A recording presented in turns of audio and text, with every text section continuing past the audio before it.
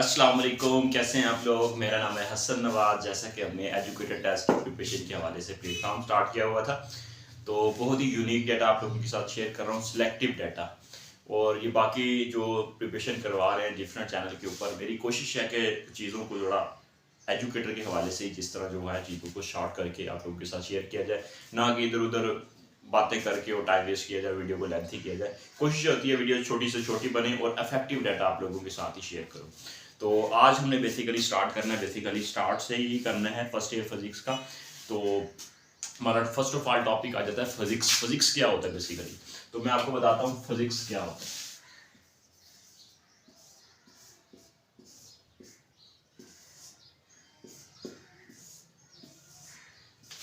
Physics, अब physics basically हमारे पास होता है कि हम क्या करते हैं फिजिक्स के अंदर, हम जितने भी फिजिकल फोनिमिना होते हैं, ठीक है, उसकी ऑब्जर्वेशन करते हैं। ठीक है, वो फिजिकल फोनिमिना कैसे होते हैं, उसमें मैटर एनर्जी इन्वॉल्व होती है बेसिकली। तो बेसिकली हम क्या करते हैं कि इसके अंदर मैटर और energy, matter and energy,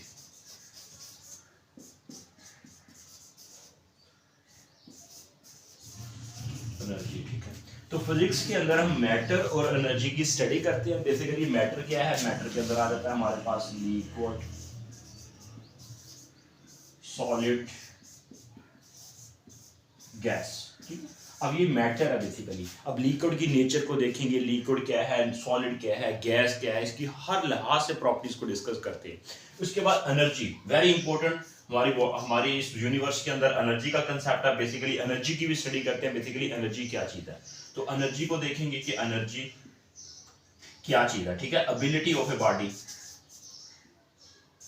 ability of a body, ठीक है, किसी बॉडी की ability to do work, to do work, ये बेसिकली हमारे पास एनर्जी कहलाता है। तो बेसिकली हम फिजिक्स के अंदर मैटर एंड एनर्जी, ठीक है, इनकी स्टडी करते हैं और देखते हैं कि इनका क्या आपस में कोई रिलेशन है, क्या ये बहन भाई हैं, क्या इनका कोई फैमिली रिलेशन है। तो इस चीज को स्टडी करते हैं बेसिकली कि the study of matter and energy and their mutual relationship or their interaction. तो basically this is called the physics. ठीक है, तो ये बेसिकली फिजिक्स से कहलाता है। तो इसको मजीद मैं आप लोगों को अपने नोट्सों से इसको और ज्यादा क्लैरिफाई करता हूँ आप लोगों के साथ। The physics is the branch of science. सबसे पहले ये बात है कि फिजिक्स जो है ना, ये एक साइंस होता है। और साइंस के अंदर हम क्या करते हैं कि चीज़ों को थ्योरेटिकल नहीं पढ़ते, ऑब्जर्वेशन करते हैं। उसके बाद उस ऑब्जर्वेशन को देख के उसके बाद फिर उसका एक्सपेरिमेंट करते हैं और चीज़ों को फिर प्रूव करने की कोशिश करते हैं। This is called science. ठीक है, तो इसलिए हम कहते हैं physics is the science which deal the observation, measurements, observation की, उसके बाद measurements की। ठीक है, कोई भी चीज हमने देखी, उसके बाद एंड डिस्क्रिप्शन ऑफ फोनिमिना। ठीक है, एंड डिस्क्रिप्शन ऑफ नेचुरल फोनिमिना। अब जो कुदरती तौर पर फोनिमिनाज हो रहे हैं, ठीक है, जैसे सूरज मशरक से निकलता है, मगरब में गुरूब होता है, इसके अलावा स्पीड ऑफ लाइट, इसके अलावा दिन और रात का बदलना। ठीक है, जितने भी यूनिवर्स के अंदर जो भी नेचुरल फोनिमिनाज हो रहे हैं उसकी ऑब्जर्वेशन करते हैं और उसके बाद फिर उनकी हम स्टडी करते हैं, जो जिनमें मैटर और एनर्जी इन्वॉल्व होती है, रिलेट करती है। तो बेसिकली हर चीज के अंदर, यूनिवर्स के अंदर हर चीज मैटर से मिलके बना है और उसमें एनर्जी भी होती है बेसिकली यूनिवर्स के अंदर। तो बेसिकली यूनिवर्स के अंदर कोई ऐसी चीज नहीं है कि जिसमें मैटर इन्वॉल्व ना हो। तो इसलिए हम कह देते हैं the study of matter and energy. तो इस मैटर के अंदर मैं आपको बताता हूँ, जो यहाँ पे एक और चीज भी आ जाती है, फोर्थ स्टेट ऑफ मैटर, वो कहलाता है हमारा प्लाज्मा। ठीक है, this is also the type of the matter, fourth state of matter. So ये तो था बेसिकली हमारा फिजिक्स का एक बेसिक सा इंट्रोडक्शन के फिजिक्स होता क्या, बेसिकली फिजिक्स में हम करते क्या हैं और फिजिक्स किस चीज की स्टडी है। बेसिकली नेचुरल फोनिमिना जो होते हैं, ठीक है, उनमें जो मैटर और एनर्जी रिलेट करते हैं उनकी हम स्टडी करते हैं। ठीक है, बेसिकली ये हमारा फिजिक्स कहलाता है। और फिजिक्स जो है ना, इसकी स्टार्ट में जो स्टडी थी, फिजिक्स जो स्टार्टिंग में जो स्टडी थी फिजिक्स की, वो नेचुरल फिलॉसफी कहलाती थी। ठीक है, नेचुरल फिलॉसफी कहलाती थी। फिजिक्स का नॉलेज जो था वो बाद में दिया गया। ठीक है, इसका नॉलेज जो था वो नेचुरल फिलॉसफी कहलाता था। जितना भी साइंस का नॉलेज था, फिजिक्स, केमिस्ट्री, बायो, ये बाकी जो ब्रांचेस बनी ये काफ़ी बाद में बनेंगी। लेट 19वीं सेंचुरी में ये ब्रांचेस वगैरह बनाई गई, क्योंकि साइंस का नॉलेज इतना ज़्यादा वास्ट हो गया था हमारे पास, केमिस्ट्री का, बायो का, फिजिक्स का। तो आप देखते हैं कि जिसमें न्यूटन आ जाता है, जितने भी 19वीं सेंचुरी से पहले वाले, गलीलियो, उनको हम फिलासफर कहते थे, साइंटिस्ट नहीं कहते थे। क्यों? क्योंकि बेसिकली वो फिलासफर थे, क्योंकि वो नेचुरल फिलासफी का नॉलेज जानते थे। उनके पास साइंस का, जियोग्राफिया का, हिस्ट्री का, इसके अलावा हमारे पास ये एस्ट्रोनॉमी, और इसके अलावा हमारे पास केमिस्ट्री, बायो, ज़ूलॉजी, ये सारा मिक्सअप उनके पास नॉलेज था, इसलिए वो फिलासफर कहलाते थे, ना कि उनको हम साइंटिस्ट कहते थे। ये तो लेट 19वीं सेंचुरी में जाके फिर ये चीज देखी गई कि साइंस का नॉलेज तो बहुत वास्ट होता जा रहा है, इनको अंडरस्टैंड करना, पढ़ना, तो इनको फिर कैटेगराइज कर दिया गया, जिसको हम पहले नेचुरल फिलॉसफी कहते थे। उसके बाद फिर हमने क्या कर दिया, उस नेचुरल फिलॉसफी को कह सकते हैं कि बेसिकली हमने नॉलेज को दो कैटेगरी में डिवाइड कर दिया। कितनी? दो कैटेगरी में डिवाइड कर दिया। उसको हम यहां पे लिख देते हैं।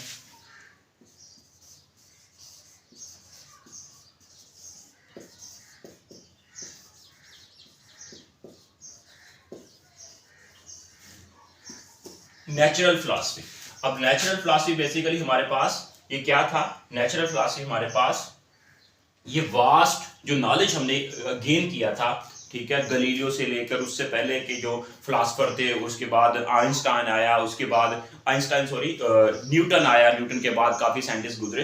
तो आइंस्टाइन तो लेट 19वीं सेंचुरी में ही आया था बेसिकली, इसलिए उसको हम क्या देते हैं कि वो एक साइंटिस्ट है। बाकी उससे पहले फिलासफर कहलाते थे। तो बेसिकली इसीलिए क्योंकि ये नेचुरल फिलॉसफी का उनके पास नॉलेज था। अब ये बेसिकली नेचुरल फिलॉसफी जो था, इसको नॉलेज को हमने दो कैटेगरी में डिवाइड कर दिया, जिनमें हम नाम देते हैं फिजिकल साइंस,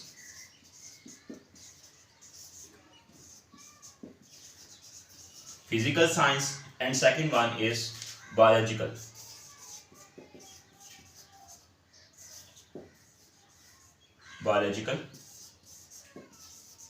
साइंस कहलाता है। ठीक है, नेचुरल फिलॉसफी को हमने अब दो कैटेगरी में डिवाइड कर दिया। अब फिजिकल साइंस के अंदर हमारे पास आ जाता है फिजिक्स, उसके बाद केमिस्ट्री, ठीक है। ये बेसिकली हमारे पास जो ब्रांचेस होती हैं, ये हमारे पास फिजिकल साइंस कहलाती है। और इसमें हमारे पास जो आ जाता है बायोलॉजिकल साइंसेस की अगर हम बात करें, तो इसमें हमारे पास ज़ूलॉजी,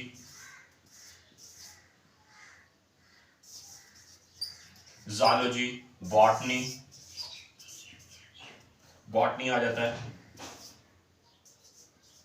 ये बेसिकली हमारे पास जो ब्रांचेस होती हैं, बेसिकली ये बायोलॉजिकल साइंस की ब्रांचेस होती हैं। बायोलॉजिकल साइंस के अंदर हम इन चीज़ों को डील करते हैं। तो ये बेसिकली हमारे पास नेचुरल फिलॉसफी किस तरह डिवाइड हुई, उनमें फिर हम फर्दर फिर हमारे पास जो आ जाता है फिजिक्स के बारे में स्पेसिफिक स्टडी करते हैं। फिजिक्स की स्टडी जो होती है उनको फिर लेके चलते हैं आगे। और फिजिक्स बेसिकली फिर हमारे पास हम कहते हैं कि वो एक स्टडी ऑफ मैटर, एनर्जी और इनका फिर म्यूचुअल इंटरेक्शन होता है। बेसिकली ये हमारे पास फिजिक्स कहलाता है। फर्दर अगर हम बातें करें कुछ मजीद कि फिजिक्स जो है बेसिकली हमारे पास इनके कुछ फ्रंटियर्स होते हैं, ठीक है, फिजिक्स के कुछ मेन फ्रंटियर्स होते हैं, उसको हम डिस्कस करेंगे। अब ये फ्रंटियर्स क्या होते हैं basically? Main frontiers of the physics, very important topic है ये, आपने जस्ट फ्रंटियर्स याद रखने हैं, ठीक है।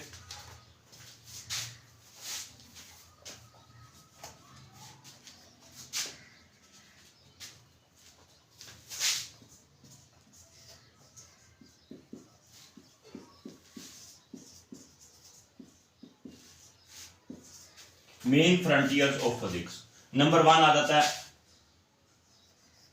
वर्ल्ड इज एक्सट्रीमली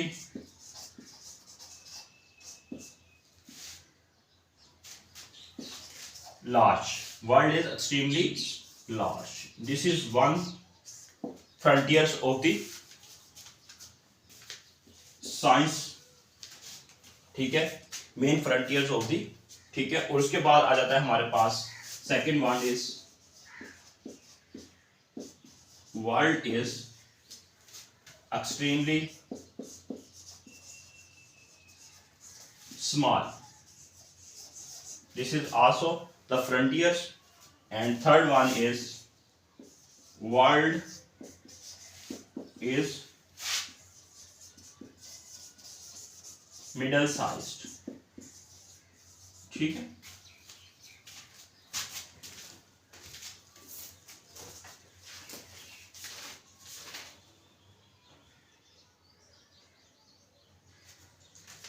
तो ये बेसिकली हमारे पास तीन मेन फ्रंटियर्स होते हैं, ठीक है। फंडामेंटल हम कह सकते हैं, फंडामेंटल साइंस के मेन फ्रंटियर्स होते हैं कि वर्ल्ड मतलब जो भी हमारे पास बुनियादी साइंस होगी, फंडामेंटल बेसिक साइंस होगी, उसके ये मेन फ्रंटियर्स होंगे बेसिकली, ठीक है। फंडामेंटल साइंस के ये तीन मेन फ्रंटियर्स हैं। World is extremely large, world is extremely small, world is middle sized. अब एक्सट्रीमली लार्ज की जब हम बात करते हैं तो पूरी यूनिवर्स को जब हम डिस्कस करते हैं वो हमारे पास वर्ल्ड इज एक्सट्रीमली कहलाती है लार्ज, जब यूनिवर्स की स्टडी करते हैं। इसी तरह जब हम बात कर रहे होते हैं हमारे पास वर्ल्ड इज एक्सट्रीमली स्मॉल, तो इसका मतलब क्या होता है कि जब हम एटम की बात कर रहे होते हैं, इलेक्ट्रॉन की बात कर रहे हैं, प्रोटॉन की बात कर रहे हैं और न्यूक्लियस के अंदर छोटे छोटे पार्टिकल्स की बात कर रहे होते हैं, बेसिकली उसको जब हम डिस्कस करते हैं तो हमारा एक्सट्रीमली स्मॉल बन जाता है, बेसिकली उस लेवल की साइंस कहलाती है। उसके बाद वर्ल्ड इज मिडल साइज, जिसमें हम एटम मॉलिक्यूल की बात कर रहे होते हैं, बेसिकली मॉलिक्यूल लेवल की बात कर रहे होते हैं, उसको हम मिडल साइज की बात कर रहे हैं कि ये बेसिकली हमारे पास मिडल साइंस की स्टडी होती है, बेसिकली फंडामेंटल साइंस की बात कर रहे हैं, ठीक है। This is the fundamental science main frontiers, ठीक है। तो इसमें हम फिर फिजिक्स में हम इन चीजों को भी डिस्कस कर रहे होते हैं बेसिकली। नेक्स्ट अगर हम मूव करें तो हमारे पास आगे आ जाती हैं कुछ main branches of the physics. Physics की मेन ब्रांचेस कौन कौन सी हैं वो मैं यहाँ पे आपके साथ डिस्कस कर देता हूँ। यहाँ पे main branches of the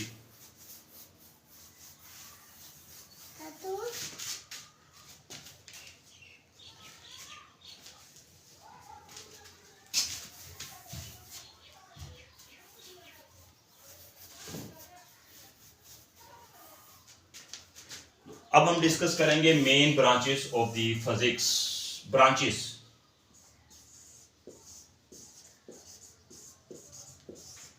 branches of physics. अब इस चीज को समझने के लिए आप देखेंगे बेसिकली फिजिक्स की ब्रांचेस, जिस तरह हमने नेचुरल फिलॉसफी को डिवाइड किया था, क्योंकि हमारा नॉलेज बहुत ज्यादा वास्ट हो गया था, उसको समझने के लिए अंडरस्टैंड करना बहुत मुश्किल था। आने वाले जो लोग जिन्होंने स्टडी करनी थी, जैसे हम लोग स्टडी कर रहे हैं, तो बेसिकली हमारे लिए बहुत मुश्किल हो जाना था कि कौन सा फिजिक्स का नॉलेज है, कौन सा केमिस्ट्री का नॉलेज है, और इतना सारा नॉलेज एक बंदा पढ़ भी नहीं सकता, ठीक है, उनको अंडरस्टैंड भी नहीं कर सकता, चीजें मिक्सअप हो रही थी। तो इसलिए फिर हम नेचुरल फिलॉसफी को हमने जिस तरह डिवाइड किया, इसी तरह फिजिक्स जो है ना, फिजिक्स का नॉलेज भी फिर आने वाले वक्त में बहुत ज्यादा इंक्रीज होता गया, ठीक है। आपने देखा होगा शुरू में मेन ब्रांचेस होती थी, जिसमें हीट एंड थर्मोडायनामिक्स, उसमें मैकेनिक्स आ जाता है, लाइट आ जाता है, साउंड आ जाता है। लेकिन जैसे जैसे टाइम गुजरता गया उनमें फिर न्यूक्लियर फिजिक्स नई ब्रांच आ गई, ये लेटेस्ट ब्रांच है। आपकी बुक के फर्स्ट ईयर के अंदर ये 3-4 ब्रांचेस को डिफाइन भी किया हुआ है। क्यों? क्योंकि बाद में डेफिनेशन आई है। तकरीबन अगर मैकेनिक्स, हीट, इसके बाद हमारे पास लाइट, साउंड, ये जो ब्रांचेस थी, ये तकरीबन हम बात करें न्यूटन के जमाने की बातें थी। लेकिन जो बाद में साइंस आई ना, बाद में न्यूक्लियर फिजिक्स में, फिर पार्टिकल फिजिक्स में, सॉलिड स्टेट फिजिक्स, ये बेसिकली हम कह सकते हैं कि ये कल की बातें हैं। तकरीबन 300 साल का गैप है इन ब्रांचेस का। तो इसलिए हम बात कर रहे होते हैं कि बेसिकली हमारे पास जो ब्रांचेस बढ़ती गई, नॉलेज बढ़ता गया फिजिक्स का भी, इसलिए हमने फिर फिजिक्स की भी आगे फिर हमने कहा कि कैटेगराइज कर दिया। उनमें फिर लोग स्पेशलिस्ट करते हैं, उनमें फिर वो स्पेसिफिक फिर वो एमफिल करते हैं, उनमें फिर पीएचडी करते हैं। लेकिन आपके मास्टर लेवल का या एमएससी लेवल का आपको फिर सारी फिजिक्स ही पढ़ाई जाती है, इंट्रोडक्शन करवाया जाता है। लेकिन हाई लेवल पे फिर चलते हैं तो फिर उनमें फिर स्पेसिफिक स्टडी होती है, वो फिर डॉक्टर वगैरह बनते हैं, जैसे भी होता है, ठीक है, वो फिर स्पेशलिस्ट होते हैं। तो इन ब्रांचेस की बात करें तो ये उसी तरह है जिस तरह एक हमारे पास एक दरख्त है। सपोज करो ये एक दरख्त है, ठीक है, एक ट्री लगा हुआ है, ठीक है, और ये एक दरख्त है, ठीक है। अब इसकी ब्रांचेस, दरख्त की शाखें भी होंगी। ये हमारे पास मैकेनिक्स बन जाएगा, ये हमारे पास हीट एंड थर्मोडायनेमिक्स बन जाएगी ब्रांच, ये हमारे पास इसकी ब्रांच बन जाएगी, हमारे पास साउंड, इसके पास लाइट, इसके पास हमारे पास आ जाता है न्यूक्लियर फिजिक्स, इसमें पास हमारे पास पार्टिकल फिजिक्स, ठीक है। ये बेसिकली डिफरेंट ब्रांचेस बन जाती हैं हमारे पास, ताकि चीजों को आसान हो पढ़ना। इनमें कुछ मैं यहाँ पे ब्रीफ कर देता हूँ। मैकेनिक्स में क्या करते हैं, मैकेनिक्स नाम ही निकला है मैकेनिक्स के। मैकेनिक्स क्या करता है बेसिकली, आप ऑटो मैकेनिक्स के पास जाएं तो बेसिकली क्या करता है, जितनी भी गाड़ियां वगैरह होती है जो हरकत कर रही होती है, मोटरसाइकिल वगैरह हो गया, उसमें रिक्शा हो गया, उसमें कार हो गई, उसमें जितनी भी मैकेनिक्स चीजें आ जाएंगी, तो बेसिकली जो चीजें हरकत करती हैं उसको हम डिस्कस करते हैं मैकेनिक्स के अंदर, ठीक है। अब मैकेनिक्स के अंदर डिस्कस करते हैं जो चीज हरकत कर रही होती है, उसका काज क्या है, उसका इफेक्ट क्या है, बेसिकली उस चीज को हम मैकेनिक्स के अंदर डील करते हैं। This is the branch of the physics in which we deal the study of the motion of the objects and its cause. इस तरह करके आप सादा लैंग्वेज में इसकी डेफिनेशन वगैरह बना सकते हैं, ठीक है।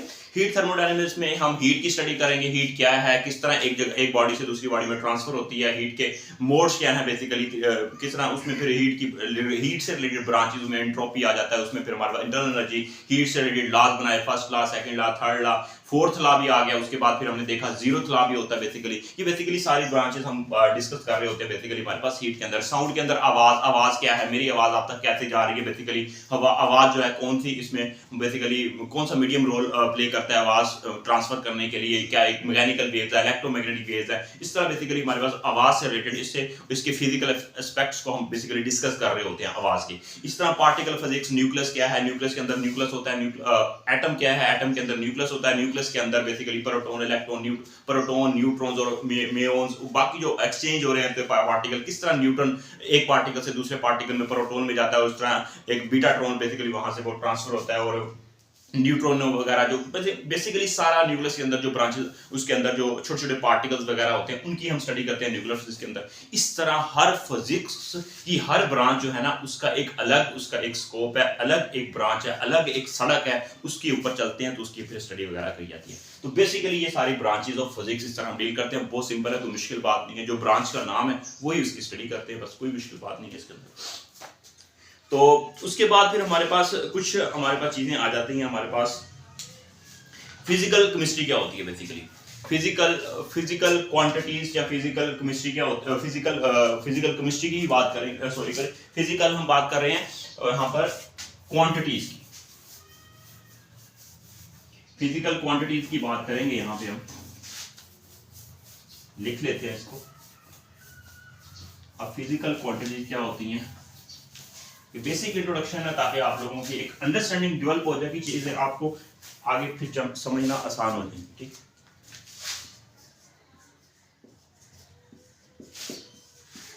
फिजिकल क्वांटिटीज,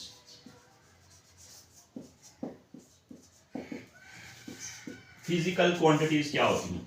अब फिजिकल क्वांटिटीज वो क्वांटिटीज होती है जिनको हम फिजिकली हाथ से मेजर कर सकते हैं, उनको हम नाम देते हैं फिजिकल क्वांटिटीज का, ठीक है, जिनको हम फिजिकली मेजर कर सकते हैं। अब अगर मैं आपको जंगल भेज दूं, आपको कहूं कि या जंगल में जितने भी ऊपर से पत्ते गिर रहे हैं, ठीक है, दरख्तों के पत्ते गिर रहे हैं, क्या आप उनको फिजिकली मेजर कर सकेंगे? नहीं, कभी भी पॉसिबल नहीं होगा, ठीक है। जितने आप उसको गिनेंगे उतने हो सकता है नीचे गिर जाए, फिजिकल पॉसिबल नहीं है, ठीक है। इसी तरह आपको कहूं कि एक बंदा है, उसको भूख लगी हुई है, आप बता सकते हैं कि उसको मेजर करके उसको कितनी भूख लगी हुई है। एक बंदा बहुत ज्यादा दुख में है, परेशानी में है, क्या बता सकते हैं कि वो उसको कितनी ज्यादा परेशानी है? नहीं बता सकते। मतलब उनको फिजिकली चीजों को मेजर ही नहीं कर सकते। उन चीजों को जिनको हम फिजिकली मेजर नहीं कर सकते वो फिजिकल क्वांटिटीज नहीं होती। और वो चीजें जिनको हम फिजिकली मेजर कर सकते हैं, जिनको फिजिकली उसको किसी भी इंस्ट्रूमेंट से फिजिकली मेजर कर लें, उनको हम नाम देते हैं फिर हमारे पास फिजिकल क्वांटिटीज। जैसे टाइम है, वक्त है, उसको हम मेजर कर सकते हैं, लेंथ है उसको हम मेजर कर सकते हैं, ठीक है, मैस है उसको हम मेजर कर सकते हैं। ये बेसिकली हमारे पास सारी फिजिकल क्वांटिटीज आ जाती हैं, ठीक है। तो बेसिकली हम नाम देते हैं फिजिकल क्वांटिटीज हमारे पास जिनको हम फिजिकली मेजर कर सके। अब फिजिकल क्वांटिटीज हमारे पास बेसिकली फिजिकल क्वांटिटी को दो कैटेगरी में डिवाइड कर दिया हमने, ठीक है, ताकि इनको भी पढ़ना आसान हो जाए। बेसिकली डिवीजन हम चीजों की क्यों करते हैं? चीजों को पढ़ना, कैटेगराइज करना, उससे चीजें आसान हो जाती हैं, अंडरस्टैंडिंग अच्छी डेवलप हो जाती है। तो फिजिकल क्वांटिटीज बेसिकली हमारे पास आ जाता है, इनमें हमारे पास बेस क्वांटिटीज आ जाती है, नंबर 1 आप लोग वाकफ ही होंगे, बेस क्वांटिटीज आ जाती हैं। और सेकंड वन आ जाता है इसका drive quantities, base quantities and second one is derived quantities, ठीक है। These are the two types of the physical quantities। अब बेस क्वांटिटी जैसा कि आपको नाम से ही जाहिर है बेस। अब जब भी हम कोई इमारत बनाते हैं तो उसकी पहले बेस रखते हैं, ठीक है। इमारत खड़ी करने के लिए, बिल्डिंग खड़ी करने के लिए, घर बनाना हो, कमरा बनाना हो, तो बेसिकली उसकी बेस रखेंगे। तो उसको हम बेस क्वांटिटीज का नाम क्यों दिया? क्योंकि ये एक इमारत है, इसी से बेसिकली आगे जितनी भी क्वांटिटीज बनती हैं वो बेसिकली इन बेस क्वांटिटी से बनती हैं। अब जाहिर सी बात है, एक कमरा बनाना उसके लिए स्पेसिफिक ईंटें चाहिए जो बेस में ही लगेंगी जस्ट, उसको ज्यादा, उससे ज्यादा या कम नहीं लग सकती। तो इसलिए ये बेस क्वांटिटी की स्पेसिफिक क्वांटिटीज हैं, उनकी हेल्प से ही हम अदर क्वांटिटीज बना सकते हैं, इसके अंदर वेरिएशन नहीं आ सकती, ठीक है। तो इसलिए हम नाम देते हैं ये बेस क्वांटिटीज है। इनको एक और भी नाम दिया जाता है फंडामेंटल क्वांटिटीज भी, इनको क्वांटिटीज का नाम दिया जाता है। और फंडामेंटल क्वांटिटीज कौन कौन सी हैं, वो टोटल जो है ना वो 7 क्वांटिटीज है, टोटल नंबर ऑफ 7 क्वांटिटीज है। बेस क्वांटिटीज और फंडामेंटल क्वांटिटीज आर 7 क्वांटिटीज, ठीक है। These quantities are help to express the other physical quantities like drive quantities, जिनको हम नाम देते हैं। अब ये 7 क्वांटिटीज कौन कौन सी हैं, आप लोग वाकिफ होंगे इनमें। टाइम आ जाता है, ठीक है, नंबर 1 टाइम आ जाता है, इसमें हमारे पास लेंथ आ जाती है, लेंथ फिजिकल क्वांटिटीज है, टाइम फिजिकल क्वांटिटीज है, बेस क्वांटिटीज में आ जाती है उनमें। उसके बाद हमारे पास मैस आ जाता है, उसमें फिर इलेक्ट्रिक करंट आ जाता है, उसमें फिर इलेक्ट्रिक करंट के बाद इंटेंसिटी ऑफ लाइट आ जाती है, उसके बाद टेम्परेचर आ जाता है, उसके बाद फिर हमारे पास मोल ऑफ सब्सटेंस आ जाता है। बेसिकली ये टोटल 7 क्वांटिटीज हैं, ठीक है। इनको अगर हम पढ़ना लिखना चाहें तो उसको हम तरतीब से लिख सकते हैं। ये 7 हमारे पास बेसिकली हमारे पास क्वांटिटीज आ जाती हैं, ठीक है। Length, time, mass, temperature, amount of substance, electric current and intensity of light, ठीक है। These are the 7 quantities.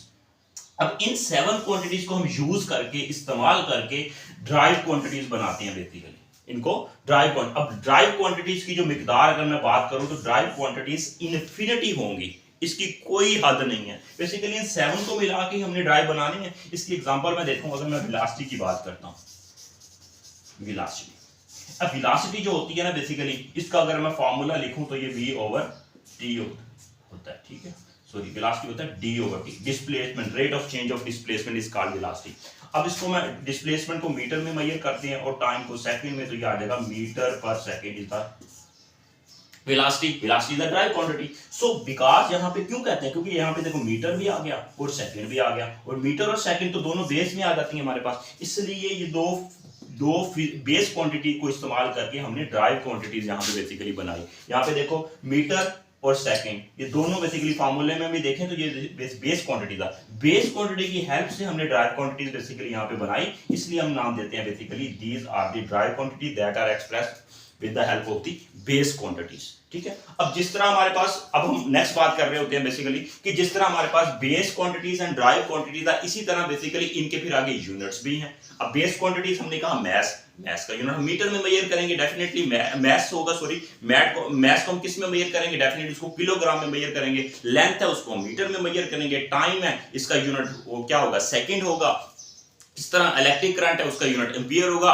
उसके बाद अमाउंट ऑफ सब्सटेंस, उसका यूनिट मोल होगा। इसी तरह हमारे पास इंटेंसिटी ऑफ लाइट है, उसका यूनिट कैंडेला होगा। तो बेसिकली हमारे पास जिस तरह 7 बेस क्वांटिटीज हैं, इनके फिर आगे यूनिट भी रखे गए हैं जो कि 7 ही बनेंगे डेफिनेटली। तो वो हमारे पास 7 बेस क्वांटिटीज के 7 यूनिट्स बन जाएंगे। इसी तरह ड्राइव क्वांटिटीज हैं। अब ये तो हमने कहा कि इसकी तादाद कितनी होती है, इसकी तादाद इनफिनिटी होती है, ठीक है, लामहदूद होती है। इसलिए इसके जो होंगे, इसके यूनिट भी फिर जितनी क्वांटिटीज होंगी उसी हिसाब से फिर उनके यूनिट्स वगैरह बन जाते हैं। इस तरह बेसिकली हमने फिजिकल क्वांटिटीज को बेस एंड ड्राइव क्वांटिटीज में इस तरह हमने उसको कैटेगराइज कर दिया। बेसिकली बात हुई थी 11th जनरल कॉन्फ्रेंस में, 11th जनरल कॉन्फ्रेंस हुई थी, जनरल कॉन्फ्रेंस हुई थी, ठीक है, कि कहां पे हुई थी, पेरिस में हुई थी। पेरिस में हुई थी, फ्रांस का ये कैपिटल है, फ्रांस का पेरिस, ठीक है। तो पेरिस कैपिटल समझ लें, आई थिंक कैपिटल ही है। तो 11th जनरल कॉन्फ्रेंस हुई थी पेरिस के अंदर। बेसिकली पूरी वर्ल्ड के लोग जो थे ना वहां पे बैठे और सिस्टम इंटरनेशनल एक यूनिट बनाया गया 11th। उससे पहले भी बात कॉन्फ्रेंस वगैरह होती रही कि हमने मैथ को किस में मेजर करना है, टाइम को किस में मेजर करना है। मतलब पूरी दुनिया के अंदर अगर हम 1 किलो आलू लें और 1 किलो आलू पोटैटोज का जो उसका जो वजन होगा बेसिकली उसमें 1000 ग्राम ही होना चाहिए, ठीक है। ये नहीं है कि 1 किलो आलू का या 1 किलो पोटैटो का, 1 किलो राइस का जो उसका जो वजन है, वेट है, वो दूसरे कंट्री में उसके अंदर वेरिएशन है, डिफरेंट है, नहीं। उसका वजन सब में स्टैंडर्डाइज कर दिया बेसिकली कि पूरी कंट्री में 1 केजी पोटैटोज का जो उसका वेट होगा वो 1000 ग्राम ही होगा। बेसिकली इस तरह एक मुत्तफिक हुए थे इन यूनिट्स के ऊपर। बेसिकली वो 7 बेस क्वांटिटीज, फिर उसके बाद उसी से फिर आगे कहा कि ड्राइव क्वांटिटीज, उनके फिर यूनिट्स वगैरह तजवीज किए गए थे। बेसिकली ये सारी चीजें आ जाती हैं इसके अंदर हमारे पास, ठीक है। और 11th जनरल कॉन्फ्रेंस हुई थी और इसी कॉन्फ्रेंस को सिस्टम इंटरनेशनल यूनिट्स का नाम देते हैं, जिसको SI लिखते हैं। और ये कब हुई थी 11th जनरल कॉन्फ्रेंस, ये भी आपसे पूछा जा सकता है। 1960 में हुई थी, 1960 में 11th जनरल कॉन्फ्रेंस, ठीक है, ये बातें मैं क्यों बता रहा हूं, क्योंकि जब उस टाइम बेस क्वांटिटीज का बताया गया, ड्राई क्वांटिटीज को कैटेगराइज किया गया, इस तरह डिवाइड किया फिजिकल क्वांटिटी को, उस वक्त एक बात सामने आई। वो मैं बात क्या है वो आपको बताता हूं। इस चीज को रेज कर देते हैं। ब्रांचेस का तो सिंपल कंसेप्ट था ना, वो तो आपको पता चल गया, आप लोगों ने कई बार पढ़ा भी होगा, पढ़ाया भी होगा। अच्छा जी, बात कर रहा था मैं, हमारे पास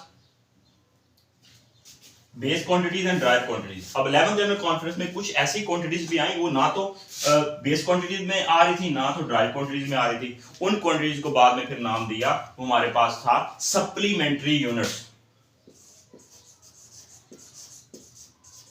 सप्लीमेंट्री यूनिट्स।